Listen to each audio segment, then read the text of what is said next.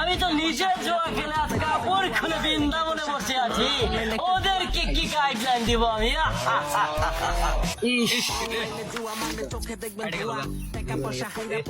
ভাই কি হয়েছে কি হয়েছে লস হইতেছে খালি।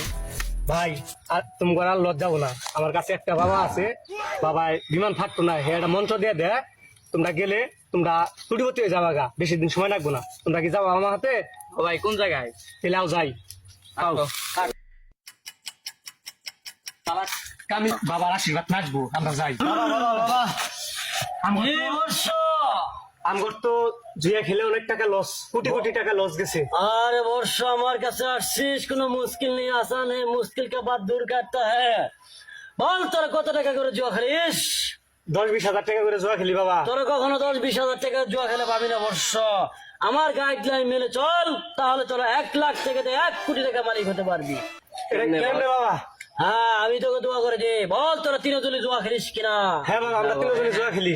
তোরা তিনজনে কত করে তোরা তিনজনে জুয়া খেলিস? আমার কথা শোন, আমি মন্ত্র বলে দিব, যদি জুয়াতে আমার কাজ হয়ে যায় তাহলে মসজিদে একটা গামছা দিবি, একটা টুপি দিবি, পারবি কিনা বল? হ্যাঁ বাবা, বাবু। ঠিক আছে, তাহলে আমার গাইডলাইন মেনে চল, আমি কোনো ছাড়া ফুক দিয়ে আর মন্ত্র বলে দিই, তারপর পারবি।